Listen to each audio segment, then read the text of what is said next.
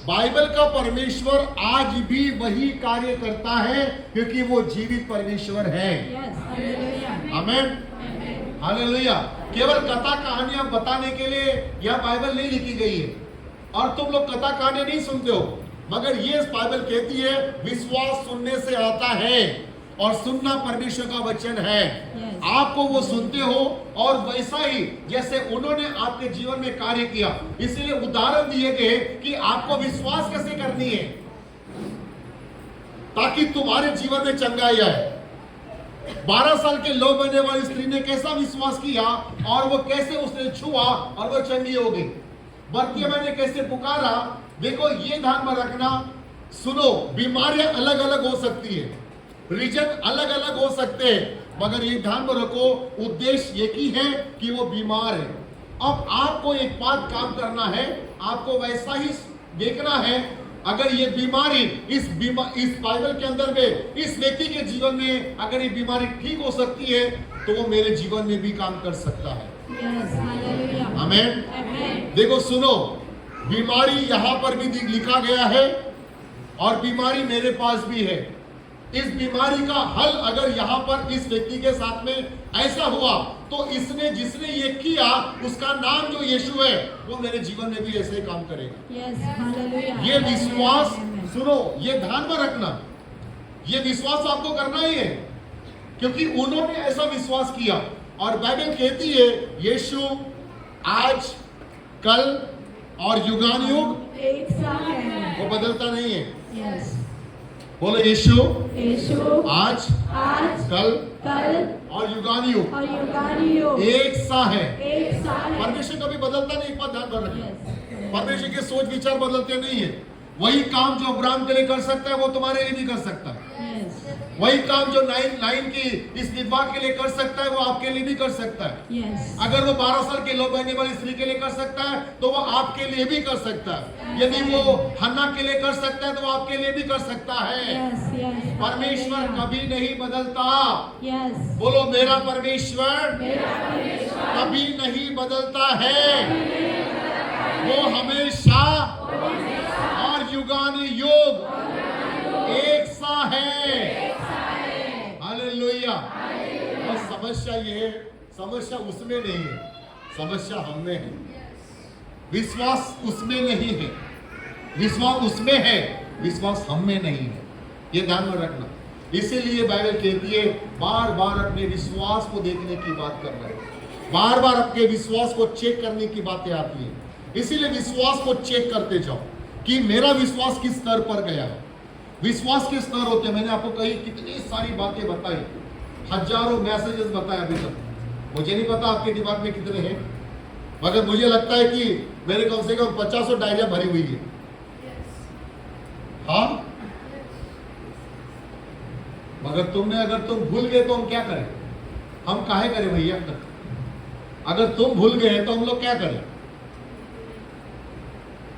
अगर उसे लिख के रखे तो शायद तुम्हें पता चलता कि हाँ, मैंने अभी ये बात ध्यान में रखो, मैंने कभी भी कोई चीज प्रचार दोबारा कभी नहीं किया। हाँ, वो संदर्भ बीच बीच में आए, मिले, एक दूसरे से मिले, मगर कभी कोई प्रचार मैंने दोबारा कभी नहीं किया क्योंकि बाइबल इतनी चीज है कि दोबारा कौन सा प्रचार करेगा। लाखों चीजें इसके अंदर में, लाखों संदर्भ है, लाखों चीजें हैं। आमीन, हालेलुया, प्रेज़ द लॉर्ड। चलिए हम लोग पढ़ेंगे। थोड़े दिन बाद वह नाइन नाम के एक नगर को गया। देखो नाइन नाम के बारे में अगर मैं आपको बताऊंगा तो ये बहुत बड़ा कोई शहर नहीं है। Please stop charging. जो पर्वत है, पर्वत के नीचे जहाँ पे यीशु मसीह प्रार्थना वगैरह वहां के नीचे नहीं हो, ठीक है। और एक छोटा सा कस्बा है। एक बात आपको ध्यान में रखना, नाइन नामक एक गलील सागर के बस वहीं के आसपास के एरिया के अंदर में हम लोग इसको देख सकते हैं। गलील के अंदर में स्थित है, ठीक है ना। गलील सागर के गलील के अंदर में जो जगह है जहां पर यीशु मसीह अपनी ज्यादा सेवा करता था, वहां पे एक छोटा सा गांव। आप सोचो, क्या सोचते होंगे? अरे यार, ये छोटे से गांव की, देखो ध्यान में रखना, गांव चाहे कितना भी बड़ा हो, चाहे कितना भी छोटा हो, यीशु मसीह हर जगह जा सकता है। आमीन। आप ये मत सोचो कि क्या यीशु मसीह मेरे गरीब के घर में आएगा। चाहे तुम गरीब हो चाहे तुम अमीर हो, अगर आप दिल से पुकारोगे यीशु मसीह आपके यहां पर होगा। ये ध्यान में रखना। आप ये मत समझो कि वो केवल बड़े बड़े शहरों के अंदर में और जहां पे बहुत से भीड़ होती थी वहीं जाता था। नहीं, बाइबल कहती है यीशु मसीह उन जगहों पर भी गया जहां पर कुछ भी नहीं था और वहां पे संभव नहीं था कि वहां पे जाना, वहां पर भी यीशु मसीह गया। देखो, परमेश्वर के बहुत से दास और दासियां है ना, मैं कई सारी गवाहियां सुनता हूं।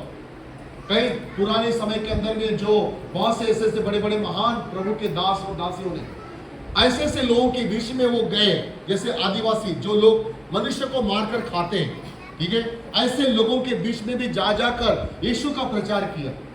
और कई सारे दास और दासियां तो मर गए उसकी इसमें। कई लोगों ने उसको खाए और मार डाले और खा भी लिया, मगर वहां पे प्रचार गया। और आज के तारीख में कई सारे आदिवासी जो है वो प्रभु के अंदर में आज है। आमीन। मगर जब उनकी जनजातियों को जब आप देखोगे तो आपको ये बात समझ में आ जाएगी, भारत के अंदर में ऐसी जनजातियां, और भारत में नहीं किया, दुनिया के ऐसे कई जगह, दक्षिण साउथ अफ्रीका जाओ, उस वहां पे जाओ, अलग अलग एरिया में, वहां पे बहुत सी ऐसी जनजातियां हैं जो मनुष्य को खाती है। उनका रहन सहन आज भी कई बार आप यूट्यूब में आते होंगे, देखते होंगे, उनका रहन सहन बड़ा खराब है। मगर यहाँ ये देखो, चलो मैं आज इस बात की नहीं करना चाहता, मगर ये ध्यान में रखना, यीशु मसीह हर जगह जाना चाहता है। आमीन। बोलो, यीशु मसीह हर जगह जाना चाहता है। हर जगह जाना चाहता है। Praise the Lord. आप कान्हा की शादी में बुलाओ, वो आ जाएगा। आप अपनी शादी में बुलाओ, चाहे वो घर की शादी हो चाहे किसी भी शादी हो, चाहे वो बड़ी हो चाहे वो 1000 रुपये वाली शादी हो, चाहे वो 10 लाख वाली शादी हो, वो प्रभु यीशु मसीह आपको वहां पहुंच जाएगा। बस विश्वास के साथ उसे पुकारना जरूरी है। आमीन। हालेलुया। चलिए, बाइबल क्या बोलती है? हाँ, पढ़िए। उसके चेले और बड़ी भीड़ उसके साथ जा रही थी। और देखो, सुनो, यहाँ पर एक बात आपको दिखाई देगी। सुनो, एक वो देखो, उसके चेले और बड़ी भीड़ उसके साथ जा रही थी। यहां पर एक बड़ी भीड़, सुनो ध्यान से, एक बड़ी भीड़ जो है वो यीशु के साथ चल रही है।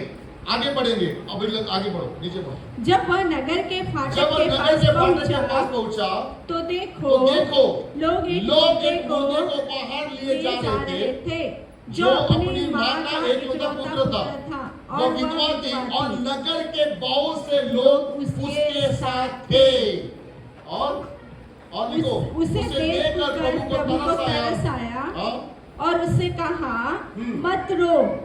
तब उसने पास आकर अर्थी को छुआ और उठाने वाले ठहर गए। तब उसने कहा, हे जवान, मैं तुझसे कहता हूँ, उठ। तब वह मुर्दा उठ बैठा और बोलने लगा। उसने उसे उसकी माँ को सौंप दिया। ठीक है, अभी आप सोचो, यहाँ पे 2 प्रकार की भीड़ आपको दिखाई देगी। सुनिए ध्यान से, मुझे अभी इसलिए से प्रचार करना है। देखो, एक भीड़ है, सुनो, जो यीशु के पीछे आ रही है। यस। हेलो, बाजू वाले को बोलो सोना नहीं। इधर देखो मैडम, यहाँ देखो, अपने बाजू वाले को देखते जाओ, उसके आंखों में आंखें डाल के देखो, ठीक है?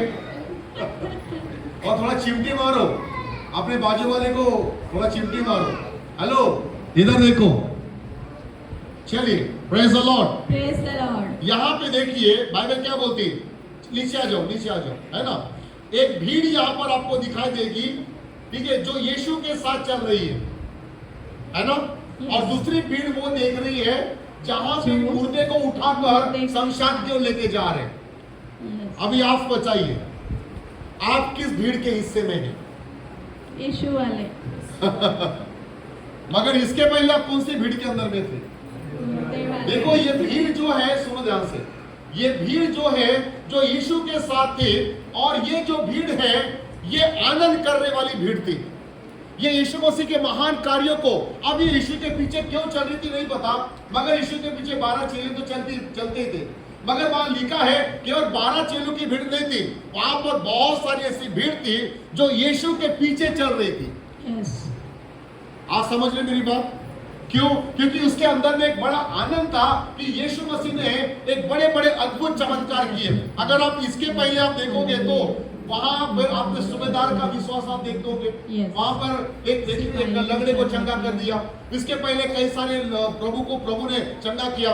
और इस आश्चर्य क्रमों को देखने के लिए सुन ध्यान से, इन महान कार्यों को जो यीशु मसीह अपने समय में अपने कार्य अपने सेवा में जो करता था, ठीक है, उसकी वो भीड़ जो है उसे देखने के लिए कि आज यीशु क्या करने वाला है, आज यीशु क्या क्या करने वाला है, आज कितने मुर्दे जिंदा होने वाले, आज क्या यीशु मसीह किसको बीमारी को चंगा करेगा।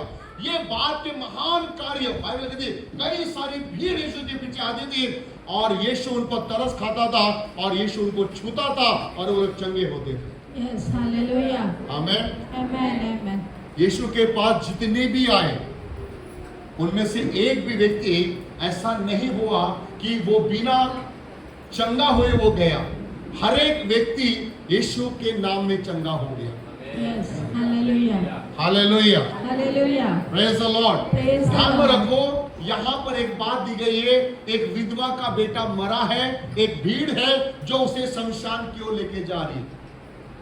एक भीड़ है जो आनंद करती हुई इधर आ रही है और एक भीड़ है जो गांव से एक व्यक्ति को उठा के लेके जा रही है। यस, एक दिन मैं भी ऐसा ही था। मेरे लाइफ के अंदर भी जितने भी लोग, जब प्रभु यीशु मसीह जब तक मेरे लाइफ में नहीं आया, मैं ऐसे ही एक भीड़ का हिस्सा था। मैं जैसे जैसे बढ़ने लगा और जैसे जैसे भीड़ से टकराने लगा, तब मुझे पहली भीड़ मिली कि मुझे वो बीड़ी पीना सिखाया। फिर मुझे दूसरी भीड़ मिली, मुझे दारू पीना सिखाया। फिर तीसरी भीड़ मिली, मुझे उन्होंने मारपीट करना सिखाया। ये ध्यान में रखो, ये दुनिया की कहानी है, ये सबकी कहानी है, हर जवान व्यक्ति की कहानी है। ये ध्यान में रखो, प्रेज द लॉर्ड। तुम्हारे लाइफ में एक ऐसी भीड़ जो तुम्हें कहां लेके जाना चाहती है, शमशान की ओर। सुनो, बहुत से ऐसी भीड़ है और बहुत से ऐसे लोग हैं जो भीड़ के हिस्से में हैं। ये ध्यान में रखना, अगर आप इस भीड़ के हिस्से में हो, जो जवान, एक अच्छा जवान लड़का, ठीक है, जवान लड़का है, मगर किसका हिस्सा है? वो ऐसे भीड़ का हिस्सा है जो उन्हें मृत्यु की ओर लेके जा रहा है। आमीन। अगर आप नहीं सुनोगे तो आपके लिए प्रार्थना कैसे करेंगे? क्योंकि आप विश्वास नहीं कर पाओगे। आप मेरे सामने खड़े होते हो, मगर ये ध्यान में रखो, आपको विश्वास करना है। और विश्वास कहां से आता है? बोलो, परमेश्वर के। तुम वचन ये सुनोगे और आप सोओगे और मेरे लिए प्रार्थना करो, इधर उधर होता ऐसा मैं तो प्रार्थना करूंगा, मगर वो प्रार्थना कहीं काम नहीं करेगी जब तक आपके अंदर में वचन नहीं जाएगा। और जब तक आप वचन को, है ना, अपने हृदय के अंदर में नहीं डालोगे, आपका परमेश्वर उस वचन के द्वारा आपको चंगा नहीं करेगा। आप चाहे कितने भी प्रार्थना कर लो, मगर वचन वहां पे काम करता है। बिना वचन का कितना भी प्रार्थना कर लो, ये ध्यान में रखो, आपके जीवन में कोई काम नहीं होगा। मगर अगर आपके पास वचन है और वचन के अनुसार अगर आप प्रार्थना करते हो, वचन आपके जीवन में काम करता है और वो आपको चंगा करता है। आमीन, बोलो हालेलुया। मैं ये कहना चाहता कि एक दिन था जब तक यीशु के भीड़ के अंदर में मैं शामिल नहीं था, मैं दुनिया की भीड़ के अंदर में था। कोई मुझे ये पिलाना सिखा रहा है, कोई मुझे गुटखा खाना सिखा रहा है, कोई मुझे दारू पीना सिखा रहा है, कोई मुझे गालियां देना सिखा रहा है, कोई मुझे झगड़ा करना सिखा रहा है, कोई मुझे मारपीट करना सिखा रहा है। हाँ? और अपने पैसे खर्चे कर करके सिखाते। दोस्ती इसीलिए किया जाता है, चल रहे शेखर, अरे उसको आज मारेंगे, ठीक है ना। ये ध्यान में रखना, आज कई सारे जवान और बहुत से जवान बेटे और बेटियां, दोस्त ध्यान से सुनिए, बहुत सारे जवान इस भीड़ के अंदर में शामिल है और वो आज भी ऐसे ही चल रहे हैं। जो लोग आपको बोलते हैं, मगर ये ध्यान में रखना, मुझे ये बताइए, क्या आप दारू पीने के बाद में स्वर्ग जा सकते हो? शरीर तंदुरुस्त होगा? नहीं। बीड़ी पीने से? अरे हाथ बोलो। दारू पीने से? गांजा पीने से? अरे तो जब नहीं होगा, क्या ये सही में मृत्यु का कारण है? हाँ, लेडी लोगों को समझ को तो पीते थोड़ी हो। कौन बोल लेडीज? हाँ हाँ, कुछ लेडीज की पीती है। हालेलुया। चलिए, बाइबल कहती है, सुनो ध्यान से, मुझे नहीं पता कि आप भी अभी भी उस भीड़ के हिस्से में हो या नहीं, मगर ये बात ध्यान में रखना मेरे प्रिय।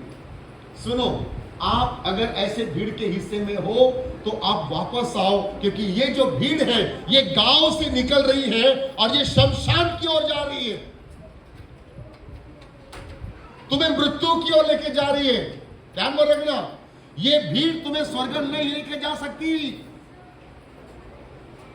तुम्हारे पास तुम्हें प्यार करने वाली भीड़ होगी, मगर वो ध्यान में रखना, वो भीड़ तुम्हें स्वर्ग के पास नहीं लेके जा सकती। आज कई बार ये सोचते होंगे, मेरे मामा नहीं बोल रहे, मेरे काका नहीं बोल रहे, मेरे चाचा नहीं बोल रहे, मेरे फुआ नहीं बोल रहे, मेरी बुआ नहीं बोलती, मेरे माँ नहीं बोल रही, मेरी बीबी नहीं बोल रही। आज एक बात ध्यान में रखना, हर एक व्यक्ति, सुनो, हर एक व्यक्ति जो है एक परिवार में है, एक भीड़ के अंदर में है। अगर आप प्रभु यीशु मसीह के ऊपर में विश्वास करते हो तो ये सारी की सारी जो भीड़ है वो आपको हमेशा पीछे लेके जाएगी। मगर अगर आप इस भीड़ के साथ चलना चाहोगे तो चल सकते हो, मगर एक बात ध्यान में रखना, ये भीड़ जिसके साथ आप चल रहे हो वो भीड़ आपको स्वर्ग नहीं लेके जाएगी। आमेन। सही में आपको लेके जा सकती है? आपके परिवार के लोग आपको स्वर्ग दे सकते हैं? आपके माता पिता? अरे बोलो ना हाँ या ना। आपके मम्मी पापा, काका काकी, दादा दादी, मामा मामी, बुआ मामा, चाचा भतीजा, कोई दे सकता है? स्वर्ग देने के लिए देखो, आप एक भीड़ के हर एक व्यक्ति, चाहे वो स्त्री हो चाहे पुरुष हो, हर व्यक्ति एक भीड़ के हिस्से में है, मगर वो भीड़ आपको कहां लेके जा सकती है? वो भीड़ आपको स्वर्ग लेके नहीं जा सकती, क्योंकि स्वर्ग का परमेश्वर की भीड़ में जब तक आप आओगे नहीं तब तक आपको स्वर्ग की प्राप्ति नहीं होगी। आमेन। ये बेटा मरा हुआ है, ध्यान में रखो। बाइबल कहती है एक जवान लड़का मरा है और एक भीड़ जो है उसे कहां लेके जा रही है? ये सुनो, ये आत्मिक बातों को मैं आपको सिखा रहा हूं। यहाँ पे दो बातें आप सीख रहे हो, एक तो शारीरिक बातें सीख रहे और दूसरी बात आत्मिक बातें भी सीख रहे। आप किस भीड़ के अंदर में रहते हो जो प्रार्थना नहीं करती? सुनो, ध्यान में रखो, कलीसिया के अंदर में दो प्रकार की भीड़ भी होती है। एक भीड़ होती है जो प्रार्थनाओं में और आराधना में क्या नहीं करती है, ज्यादा शामिल नहीं होती है। प्रार्थना मम्मी तू जा, मैं नहीं आऊंगा। क्या आप ऐसे हो?